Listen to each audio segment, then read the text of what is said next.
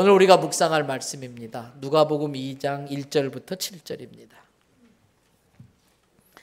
누가복음 2장 1절부터 7절 제가 봉독합니다. 그때 가이사 아구스도가 영을 내려 천하로 다 호적하라 하였으니 이 호적은 구레뇨가 수리아 총독이 되었을 때에 처음 한 것이라. 모든 사람이 호적하러 각각 고향으로 돌아가매 요셉도 다윗의 집 족속이므로 갈릴리 나사렛 동네에서 유대를 향하여 베들레헴이라 하는 다윗의 동네로 그 약혼한 마리아와 함께 호적하러 올라가니 마리아가 이미 잉태하였더라. 거기 있을 그때에 해산할 날이 차서 첫 아들을 낳아 강보에 싸서 구유에 누이었으니 이는 여관에 있을 곳이 없음이러라. 아멘. 할렐루야. 할렐루야. 오늘 또 저와 여러분의 가정, 자녀 하는 모든 일들 위해 하나님의 돕는 손길이 함께 하시기를 주님의 이름으로 축복합니다. 제가 지난번에 안식오를 마치고 왔더니 몇몇 사람들이 저한테 그러는 거예요. 목사님, 재밌는 드라마가 있는데 보셨냐고. 그게 뭔데요? 그랬더니 정말 재밌대요. 뭐냐고 그랬더니 동백꽃 필 무렵. 공중파 방송도 아닌 KBS 같은 공중파 방송도 아닌 종합편성 채널이라고 하는 종편방송에서 방송한 드라마가 공중파 방송보다도 시청률이 더 높이 나왔다는 것은 정말 인기가 많았다는 드라마일 거예요. 그때 제 생각에 옛날에 그 소망기 원로 목사님이신 곽선희 목사님이 하셨던 말씀이 생각나더라고요. 온 국민이 보는 드라마를 목사가 안 보고 어떻게 설교를 하냐. 국민들이 보는, 성도들이 보는 드라마를 목사도 봐야 소통이 되지 않겠느냐. 그 생각이 나서 아내와 함께 하루에 몇 편씩 그냥 해가지고 재방송을 다 봤다는 거 아닙니까? 근데 재밌더라고요. 재밌어요. 거기 보니까 웅산이라고 하는 지역에서 일어난 살인사건의 그 까불이라는 별명의 범인을 잡는 스릴러물인데 그 와중에 남자 여자 주인공이 썸을 타는 그런 또 멜로 드라마이기도 하더라고요. 남자 주인공은 그냥 마냥 착해 보이고 마냥 좋은 사람처럼 보이는 강하늘이라는 탤런트가 용식이라는 배역을 맡아서 나왔어요. 여자 주인공은 얼핏 보면 별로 예쁜 것 같지 않은데 볼수록 매력이 있더라고요. 그래서 아주 탄탄한 연기력을 갖추고 있는 공효진이라는 배우가 여자 주인공으로 이렇게 등장을, 동백이라는 이름으로 등장을 하더라고요. 소위 동백이와 용식이 이 두 사람이 주연이었습니다. 주인공입니다. 이 주연들의 활약으로 이 드라마가 인기몰이를 할 수 있었던 중요한 요인이었습니다. 그러나 이 드라마가 그렇게 많은 사람의 사랑을 받을 수 있었던 것이 꼭 이 두 사람 때문만은 아니었을 겁니다. 그 두 사람만 가지고는 그렇게 될 수가 없습니다. 이 주인공 두 사람을 중심으로 각자의 독특한 캐릭터를 잘 소화해가지고 탄탄한 연기력을 갖춘 배우들이 양념 같은 역할을 했기 때문에 그 드라마가 인기가 있을 수 있었던 것입니다. 주인공 주변에 아주 그 감칠맛 나는 연기로 양념 같은 역할을 하는 배우들을 주연이라고 부르지 않고 도울 조자를 써서 뭐라고 불러요? 조연이라고 하는 겁니다.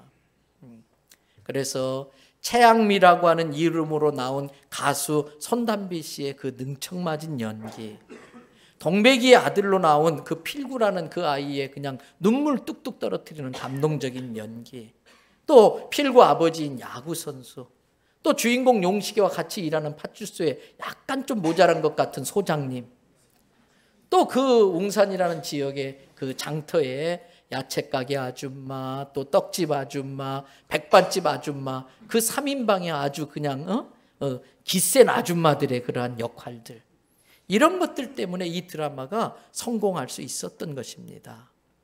여러분, 소위 조연입니다. 조연. 그런데 이런 드라마에만 조연이 있는 게 아닙니다. 하나님 나라의 역사에도, 성경에 나오는 사건들에도 조연들의 중요한 역할들이 있다는 겁니다. 성경에 나오는 모든 사건의 주인공은 하나님이시고요, 연출자도 하나님이십니다. 그러나 하나님은 중요한 일을 하실 때마다 그때그때 꼭 필요한 조연들을 발탁해서 캐스팅해서 사용하시더라는 것입니다. 하나님은 그 하나님의 부르심에 순종한 사람들의 순종과 헌신과 희생을 통해 하나님의 놀라운 구원의 역사를 이루어가는 걸 볼 수가 있습니다. 그 중에 중요한 사건 하나가 예수님의 탄생 이야기입니다. 탄생 사건입니다. 오늘 본문인 누가복음 2장 1절부터 7절을 통해서 어떤 조연들이 어떤 역할을 하는지 보시기를 바랍니다. 그리고 우리들도 그들처럼 하나님의 뜻을 이루는데 요긴하게 쓰임받는 하나님 나라에 꼭 필요한 조연들이 다 되시기를 바랍니다. 첫 번째 조연, 아기 예수님의 아버지 누굽니까? 요셉입니다. 요셉은 어떻게 하나님께 발탁돼서 그렇게 귀하게 조연으로 역할을 감당할 수 있었을까? 요셉에 대한 정보가 마태복음 1장 19절에 나오고 있습니다. 같이 한번 읽어보실까요? 그의 남편 요셉은 의로운 사람이라 그를 드러내지 아니하고 가만히 끊고자 하여. 마리아의 남편 요셉은 어떤 사람이다? 의로운 사람이다. 어떤 사람을 딱 생각하면은 한 단어가 떠올라야 됩니다. 그 사람 그러면 한 단어가 떠올라야 돼요. 요셉 그러면 무슨 단어가 떠올랐어요? 의로운 사람이다. 그러면 나는 어떨까? 누군가가 나를 떠올릴 때에 어떤 단어가 생각날까? 자기를 한번 살펴보시기를 바랍니다. 하나님은 요셉을 쓰신 이유가 있습니다. 그는 의로운 사람, 깨끗한 사람이었기 때문에 그렇습니다. 성경에 보면 우리 사람들을 그릇에 비유할 때가 종종 있습니다. 여러분, 귀하고 비싼 그릇도 참 중요합니다. 그러나 막상 그 그릇을 쓰려고 하면은 체크를 해야 됩니다. 고민을 해야 됩니다. 제가 이제 커피를 좋아하다 보니까 이제 커피를 좋아하는 사람은 마지막에 컵으로 가게 됩니다. 그래서 어디 가면 예쁜 컵을 보고요. 그걸 사오기도 하고요. 가볍고 또 얇으면서도 보온이 잘 되고 튼튼한 그러한 컵 잔들을 좋아하거든요. 그래서 제 방에 손님이 오시면 아주 귀한 손님일 경우는 평상시 아끼고 비싼 컵을 꺼내가지고 이렇게 잘 이렇게 대접을 커피를 내려드려요. 궁금하면 와보시라. 그런데 아무리 비싼 컵이라도 체크를 해요. 그 컵이 어떤가? 깨끗한가 깨끗하지 않은가. 그러다가 깨끗하지 않은데 그걸 씻었을 시간이 없으면 그 다음 아끼는 컵을 가지고 대접을 해요. 그 컵은 준비되어진 컵이었기 때문에 깨끗하게 준비되어져 있던 컵이었기 때문에 그 컵보다도 훨씬 더 귀한 손님을 대접할 수 있는 영광을 누리게 돼요. 그러나 아무리 귀한 컵이고 비싼 컵이라도 깨끗하게 준비되어져 있지 않으면 꼭 필요할 때 쓰임을 받지 못하게 됩니다. 우리 사람도 마찬가지예요. 하나님은 그 사람이 능력이 있나 없나를 보는 게 아닙니다. 그 사람이 하나님 볼 때에 깨끗하냐 깨끗하지 않느냐 그걸 보는 겁니다. 여기서 우리가 놓쳐서는 안 될 것이 있지요. 어떤 그릇이라도 사용하기 전에는 그러므로 항상 어떻게 해야 된다? 씻어서 써야 된다. 아무리 비싼 그릇이라도 씻겨지기 전에는 깨끗한 그릇이 될 수 없고 쓰임을 받을 수가 없는 것입니다. 우리도 마찬가지입니다. 하나님의 수준, 하나님의 관점에서 볼 때는 하나님께 쓰임받을 만큼 깨끗한 사람이 있다 없다? 없습니다. 여기 있는 목사도 여러분들도 다 하나님께 쓰일 만큼 깨끗한 사람은 아닙니다. 근데 어떻게 제가 감히 이곳에서 이 귀한 하나님의 말씀을 전합니까? 어떻게 여러분의 그 입술을 가지고 하나님의 이름을 높이는 찬양을 할 수가 있습니까? 이유는 하나입니다. 하나님께 쓰임받을 만큼 깨끗한 사람은 없지만 하나님이 우리를 사랑하셔서 독생자 예수님을 세상에 보내주시고 그 예수님을 십자가에 죽게 하실 때에 그때 흘리신 예수님의 죗값을 지불할 필요가 없는 깨끗한 보혈로 우리를 씻어주셨기 때문인 줄로 믿습니다. 그래서 우리는 죄인이지만 예수님의 피로 재씻음을 받은 용서받은 사람이기 때문에, 깨끗해진 사람이기 때문에 하나님께 쓰임 받을 수 있는 것입니다. 여러분, 이것이 은혜입니다. 저와 여러분들 모두가 하나님의 은혜로 요셉처럼 깨끗한 그릇이 되어져서 하나님의 역사에 잘 쓰임받는 조연들이 다 될 수 있기를 바랍니다. 두 번째 조연이 있습니다. 예수님의 어머니입니다. 이름이 뭔가요? 마리아입니다. 여러분, 오늘 누가복음 2장 5절을 보세요. 다 같이 한번 읽어보실까요? 그 약혼한 마리아와 함께 호적하러 올라가니 마리아가 이미 잉태하였더라. 마리아가 어떻게 됐어요? 잉태. 근데 이게 말이 안 돼요. 앞에 뭐라고 돼 있어요? 그 말씀 앞에 어떤 마리아라고 그랬어요? 약혼한 마리아. 결혼했다 안 했다? 안 했다. 그렇다면 잉태할 수가 없는 거예요. 마리아는 요셉과 약혼은 했지만 아직 결혼 전입니다. 그렇다면 마리아 입장에서 한번 생각을 해보세요. 그에게 사랑하는 약혼자 요셉이 있습니다.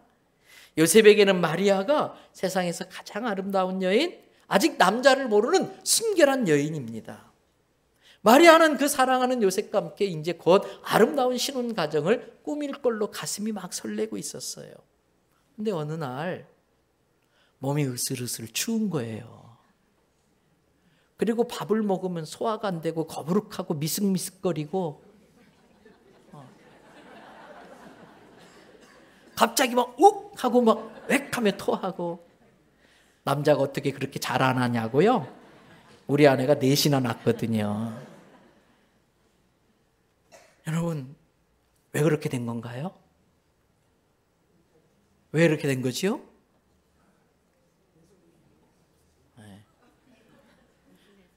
아니에요. 임신이 아니에요.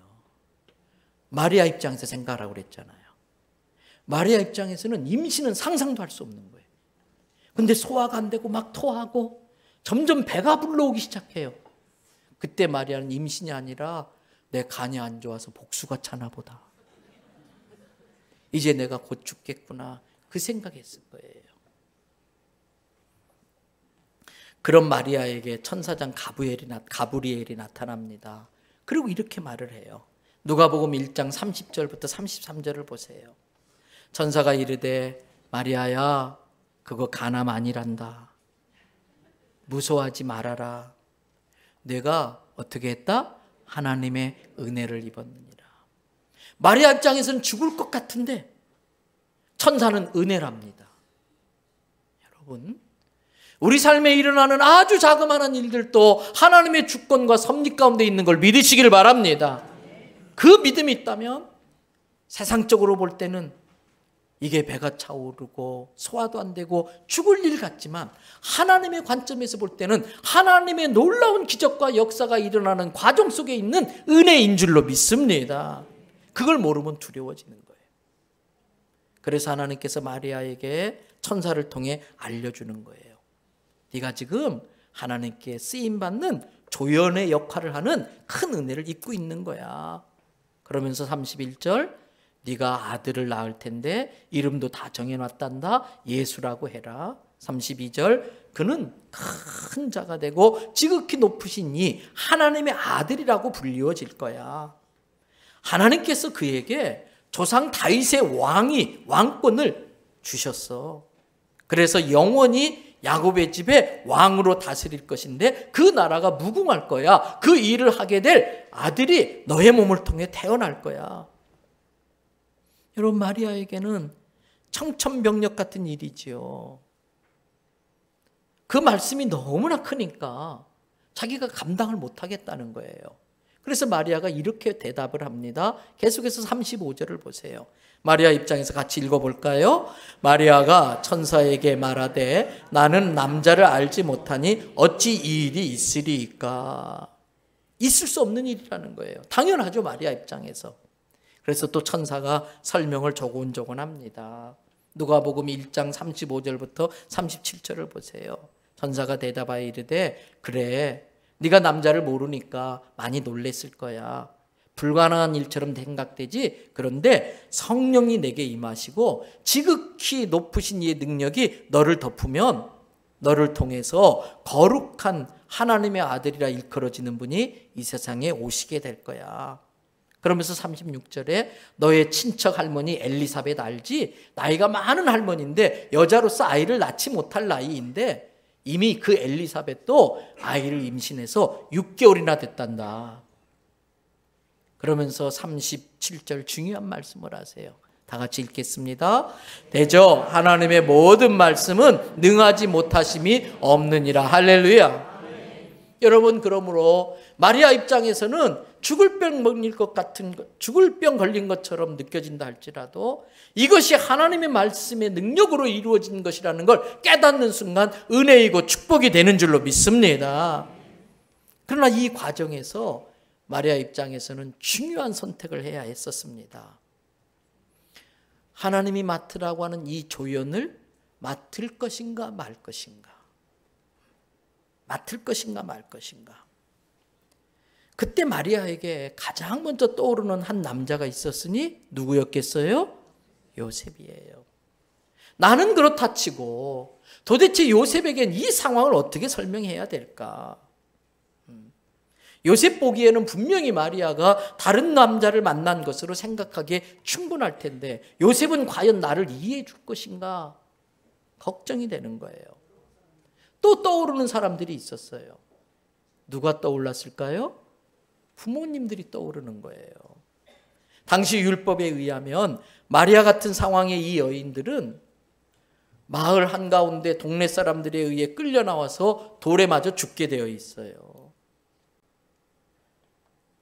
여러분, 돌에 맞아 죽어가는 딸을 바라보게 봐야 될 그 부모들을 생각하니까 마리아는 너무나 두려운 겁니다. 그런데 여러분 아십니까? 이게 하나님의 일하시는 방법이에요. 인간의 상식과 생명으로는 이해할 수 없는 방법으로 하나님이 일하실 때가 많이 있습니다. 그때 우리에게 필요한 게 있어요. 목숨 건 믿음의 승부가 필요합니다. 왜? 하나님 항상 오르시고 하나님 항상 내게 좋은 걸 주신다는 그 믿음을 가지고 목숨을 건 믿음의 승부를 하는 거예요. 그런 사람들이 하나님 나라에 꼭 필요한 조연으로서 역할을 감당할 수가 있는 것입니다. 그래서 하나님의 부르심에 순종하는 사람들에게 필요한 것이 믿음입니다. 순종입니다. 믿음이 없이는 받아들일 수도 없고 순종이 없이는 수용할 수 없는 세계가 신앙 세계예요. 여러분, 우리에게 그 믿음이 있으시기를 바랍니다. 마리아에게 있어서 천사장 가브리엘의 말을 받아들이는 것은 죽음을 각오하는 일이고 돌에 맞아 죽을 각오를 하는 일이에요. 오늘 왜 기독교가 힘을 잃고 있습니까? 오늘날 왜 우리 성도들이 이 세상에서 선한 영향력을 발휘하지 못합니까? 돌에 맞아 죽어도 나는 하나님의 말씀대로 살겠다. 돌에 맞아 죽어도 나는 하나님의 부르심에 순종하며 살겠다. 하나님 나라 구원의 역사에 내가 감당해야 될 그 조연의 역할을 감당하겠다고 하는 이 목숨을 건 믿음의 승부가 없기 때문에 오늘 기독교가 세상 속에서 발휘할 수 있는 영향을 발휘하지 못하는 거예요. 그런데 오늘 마리아를 보세요. 누가복음 1장 38절. 마리아의 심정이 돼서 다 같이 한번 읽어볼까요? 마리아가 이르되 주의 여정이오니 말씀대로 내게 이루어지이다 하매 천사가 떠나가니라. 정체성이 분명해야 돼요. 지난 주일날도 제가 말씀드렸어요. 우리는 크리스찬들이 하나님의 백성, 하나님의 자녀, 정체성이 분명해야 돼요.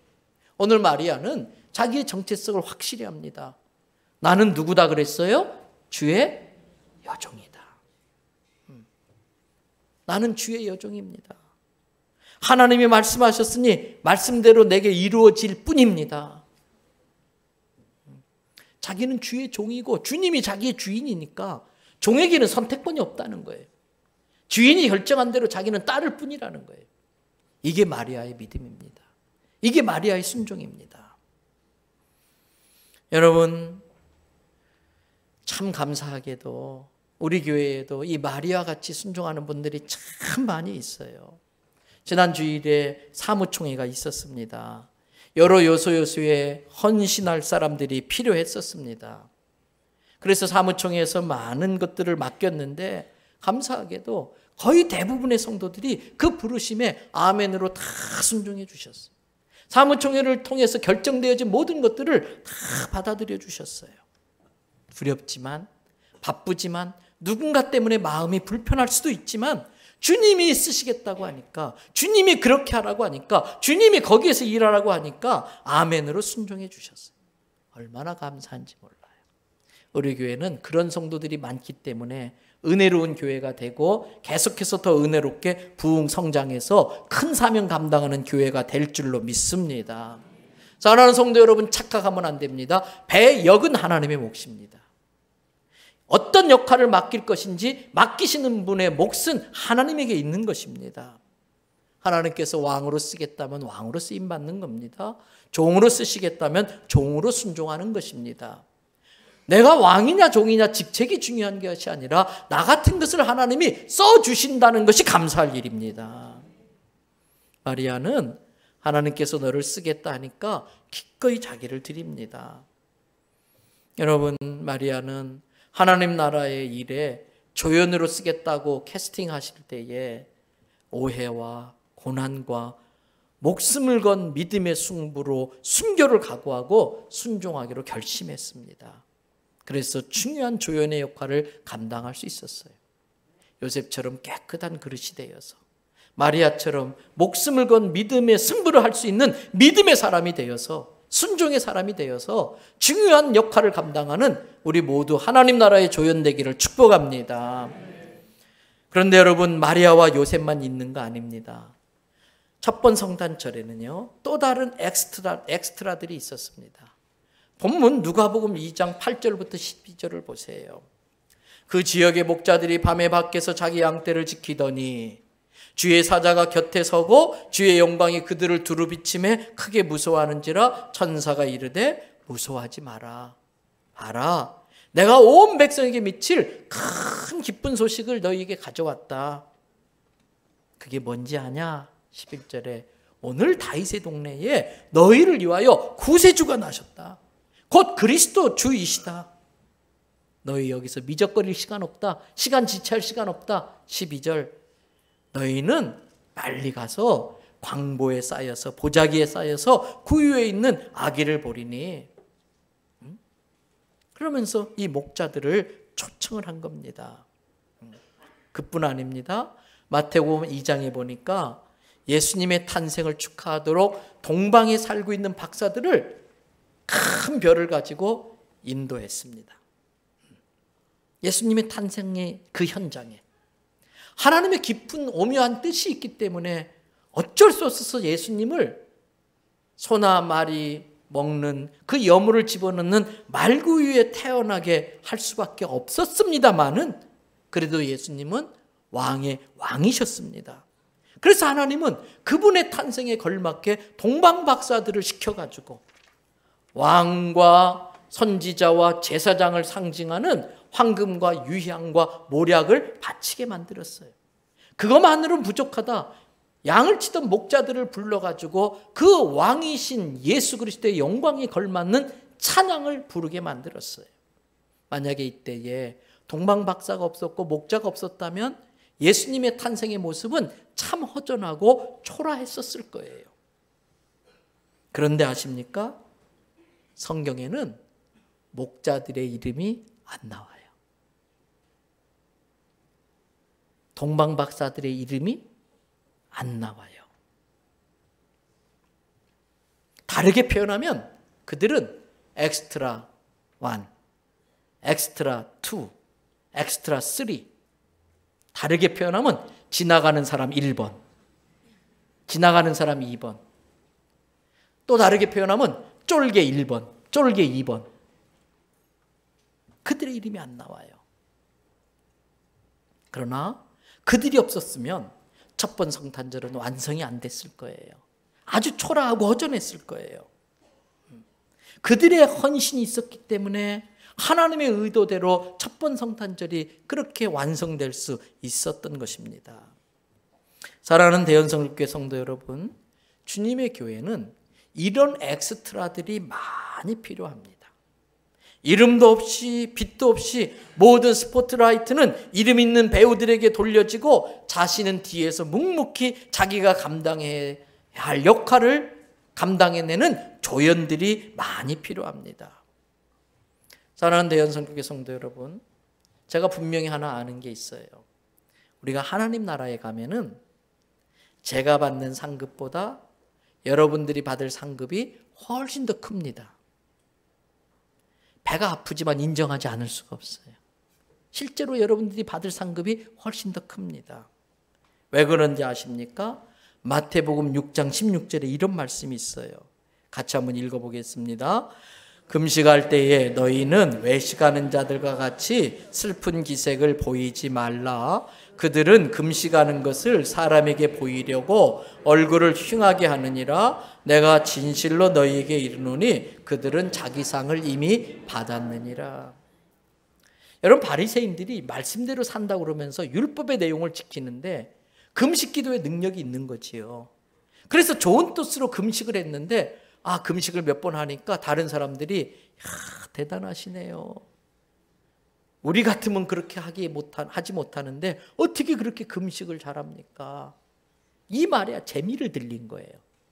그때부터 바리새인들이 금식 기도할 때는요, 골방에 숨어서 하는 게 아니라 사람들 많이 다니는 시장 사거리에 가가지고 얼굴 머리카락을 다 풀어 헤치고 얼굴을 그냥 아주 깨재재하게 해가지고 주여, 막 사람들이 와, 그 소리 듣는 재미에. 근데 성경은 뭐라고 그랬습니까?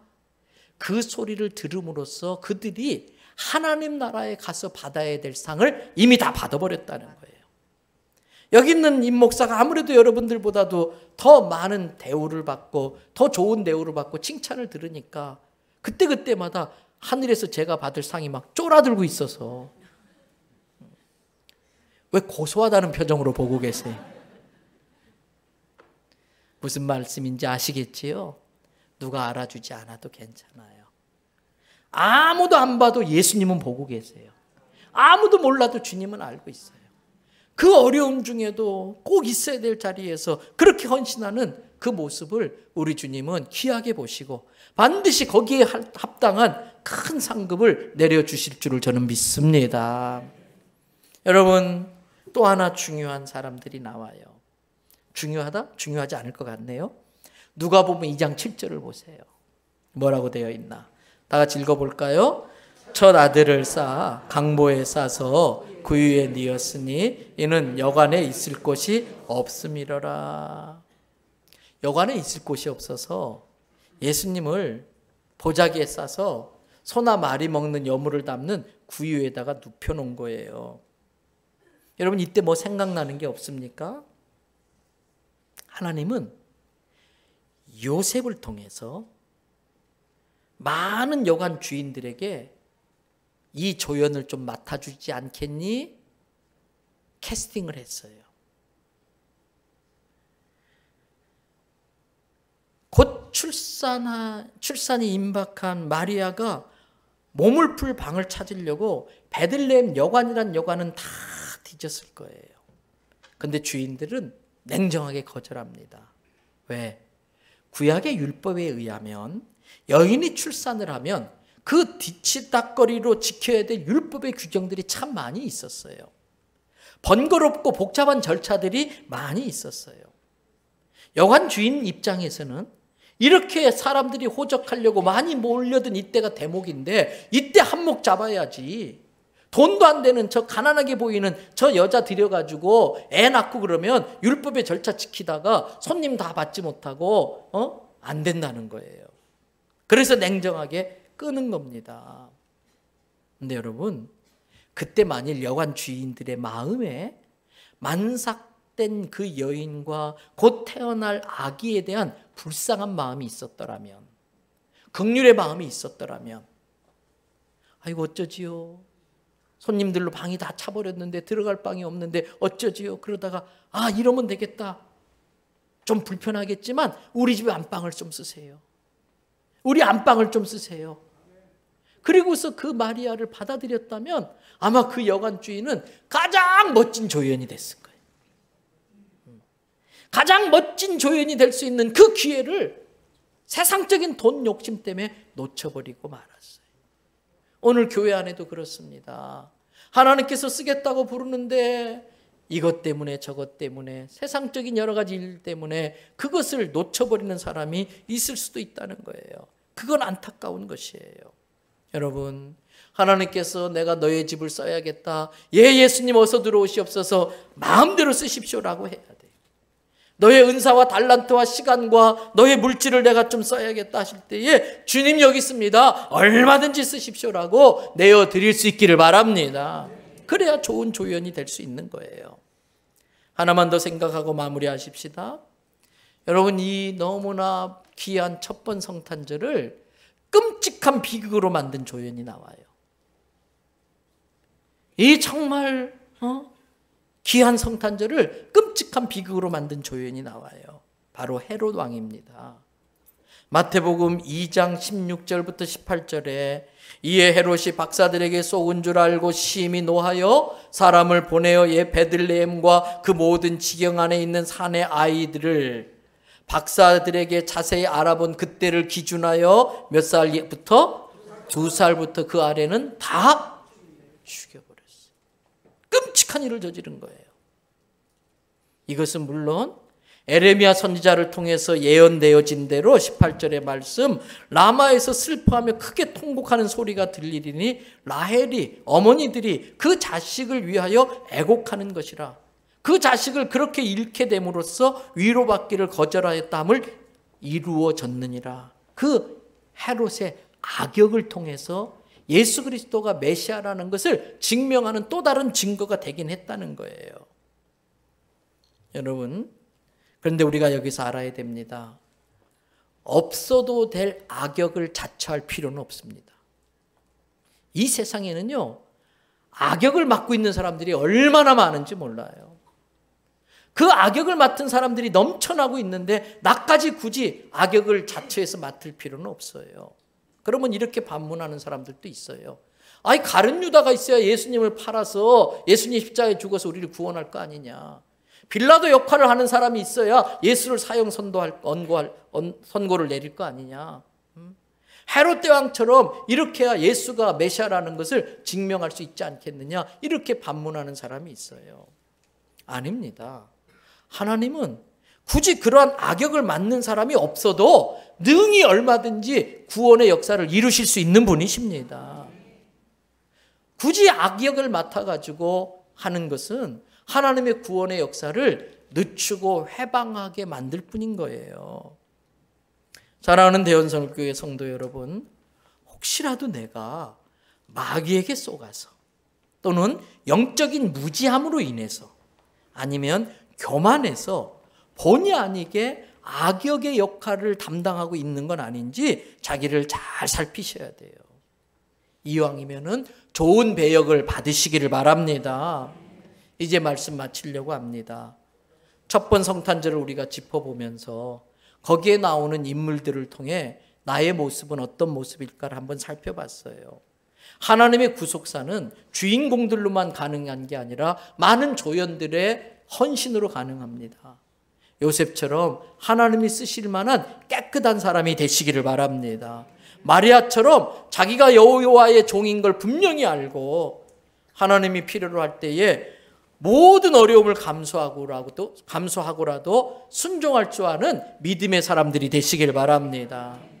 목자들이나 동방박사들처럼 자기 이름 드러나지 않지만 누가 알아주지 않지만 없어서는 안 될, 없으면 허전하게 될 그러한 역할들을 잘 감당해내는 엑스트라 1번, 엑스트라 2번, 3번도 맞는 조연들이 많으시기를 바랍니다.